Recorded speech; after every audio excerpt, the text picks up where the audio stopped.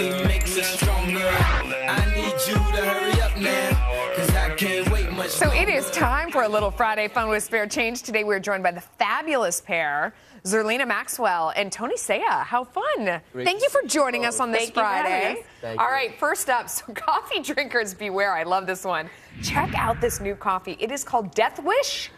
Look at that bag. The company says it is the strongest coffee in the world, and they'll even buy it back from you if you find anything stronger. Your basic cup of Joe has 320 milligrams of caffeine. This has 660. And for that, Death Wish is $20 a pound.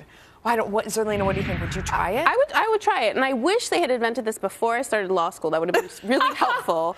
Yeah, I would try it. I definitely try it. I wonder if it tastes terrible. The skull and crossbones, by the way, is not a Surgeon General warning. This is their advertisement. Yes. They're telling you, drink at your own risk. And this is what I imagine. Remember that guy Crazy Eddie back in the 80s Yes. who did those? Like, that's what I imagine he would be Eddie drinking. Yes. Like this type of, high Maybe, I guess Java. we should have all had it in the break so that we could report properly on, or maybe we did. I should be a taste in those test. emergent situations, you want that. Sometimes you need a I caffeine that emergency. sometimes. All right, I like that. Next up, if you are in a March Madness pool, listen up. You have a better chance of winning the Powerball lottery than picking a perfect bracket for the NCAA tournament. Can you believe that? Your odds for a perfect bracket are 9.2 quintillion. I think that's 18 zeros. That is versus the chance of winning last year's $175 million Powerball. They were merely 1 in 175 million. Piece of cake. What do you think? By the way, did either of you bet on Harvard? Because I don't know if you I didn't bet on Harvard. This is the first year since I was in high school that I didn't do a bracket. Really? So I was too busy and I forgot. And then I was like, it started and I was like, oh no.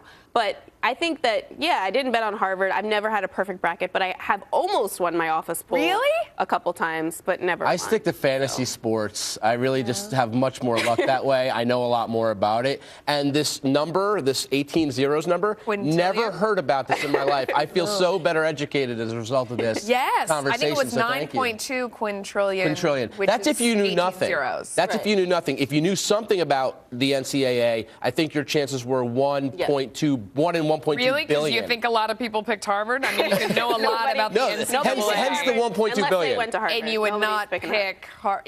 Even I got to be honest. If I was filling out a pool, I'm not sure I would have filled in Harvard. But I'm glad we won. Woohoo! All right. You just wanted to say we. You wanted to say we whatever. won. You know, come on. We've never won a sports anything ever. So you got to just soak it in where you possibly I'm a Mets fan. can. We're a bunch of dorks. What can we do?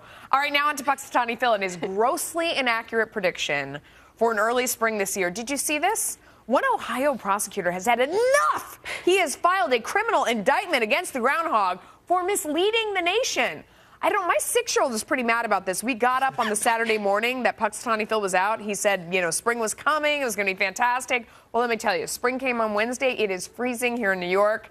Punxsutawney Phil, I mean, he could be roadkill soon. I mean, I just feel like we need a better system than the groundhog maybe. A wild animal coming out. We need a better system. But what I love is Punxsutawney Phil. Technologically, that we can come up with something better. I don't know. We're broke as a country. Punxsutawney Phil has a spin doctor. That's what I love. So once he got served with these papers, this group came out and said, wait a minute, Phil was right. 2 weeks ago, it was 50-something degrees a national average in weather. I was kind of impressed by his rapid response apparatus. Yeah. As a campaign consultant, I thought it was very effective. Recast the weather, as it were, even though his forecast was an absolute disaster. They're trying to spin it. All right, well, he is a groundhog, so I don't know. He's still cute. I think he's in deep trouble. He's in trouble. All right. So as we wrap up the week, our own Tom Sullivan has a few words for anyone who bemoans the high cost of government.